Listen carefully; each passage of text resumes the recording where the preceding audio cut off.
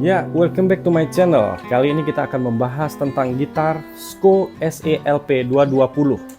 Ya, gitar ini adalah termasuk gitar yang affordable, harganya terjangkau. Nah, dengan harga yang terjangkau seperti ini, apakah gitar ini layak untuk dimainkan? Bagaimana kualitasnya? Nah, kita akan membahas di video ini. Sebelumnya aku mau cerita dulu kenapa aku bisa membeli gitar Les Paul model seperti ini. Jawabannya karena aku belum pernah punya gitar dengan konfigurasi pickup humbucker seperti ini ya. Jadi kalau kalian lihat di video-videoku yang lain, aku selalu pakai gitar Stratocaster atau Telecaster. Pernah juga pakai Yamaha Pacifica dengan konfigurasi pickup HSS, humbucker single-single. Jadi kali ini aku pengen punya gitar dengan konfigurasi yang humbucker. By the way, aku beli gitar ini di Naviri Music dengan harga 3.500.000, dan di harga segitu kita udah dapet soft case, kabel, lalu ada lap, ada pick gitar juga. Nah, unboxing gitar ini bisa dilihat di video yang sebelumnya aku upload.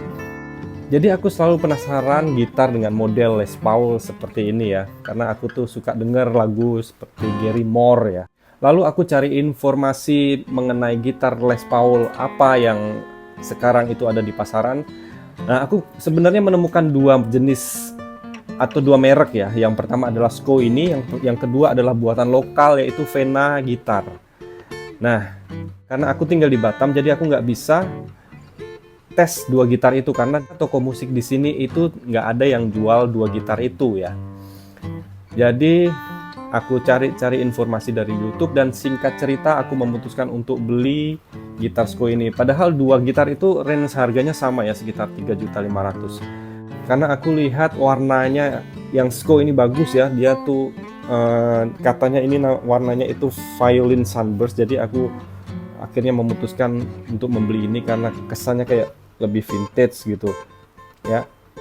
Aku sudah pakai gitar ini sekitar 4 atau 5 hari gitu ya, dan overall gitar ini sih enak ya. Aku nggak menemukan suatu kekurangan yang berarti, hanya beberapa kekurangan minor aja gitu ya. Nah, aku mau bahas kekurangan apa aja yang kutemukan di gitar ini ya.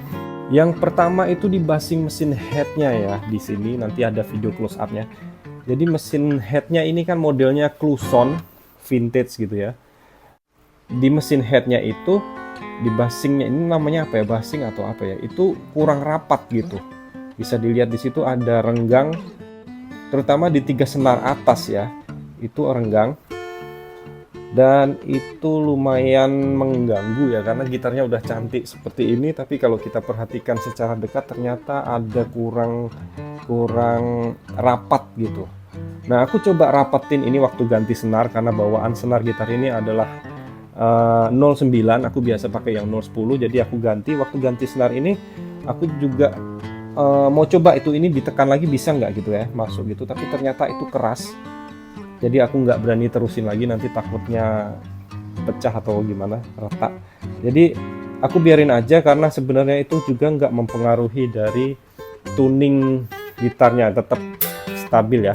Cuman ya itu mempengaruhi dari segi estetik aja kalau kita lihatnya dari dekat ya. Kalau dari jauh sih seperti ini, kalian nggak akan tahu kalau ternyata ini kurang rapat. Oke, yang selanjutnya adalah dari fret gitarnya. Kalau kita lihat secara tertulis ya, fret gitar yang bawaannya itu adalah ukurannya adalah jumbo ya. Tapi menurutku ini kurang jumbo ya, ini lebih ke medium atau medium jumbo gitu.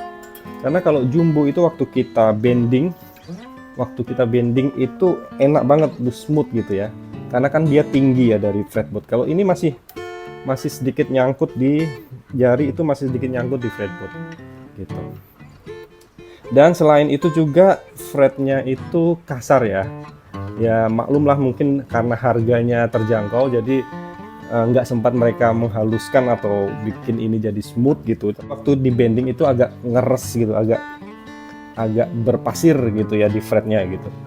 Nah, tapi itu nggak susah, itu cuman perlu dipoles aja dengan auto sol gitu atau pemoles besi, itu bisa smooth lagi. Nah, aku rasa cuman itu aja kelemahannya dari gitar ini yang aku temukan. Kalau masalah elektronik wajar, kalau misalnya ini bahannya kurang bagus gitu ya, tapi ini knobnya juga keset ya, nggak yang loss gitu, tapi ini masih kuat kesannya. Noise juga nggak terlalu mengganggu, karena kan juga mungkin pengaruh karena pickupnya humbucker, jadi nggak terlalu noise. Lalu sepertinya itu aja pembahasan gitar kali ini, karena memang kayaknya kekurangannya nggak terlalu signifikan dan masih bisa ditolerir ya. Ya, selebihnya dari video ini adalah kita cek sound, kita dengar suaranya seperti apa, dan kalian nilai sendiri soundnya bagus atau enggak menurut kalian. Terima kasih udah menonton, dan jangan lupa share video ini kalau kalian suka, dan like dan subscribe, oke? Supaya aku lebih semangat lagi bikin video-video seperti ini. Thank you, sampai jumpa di video yang lain.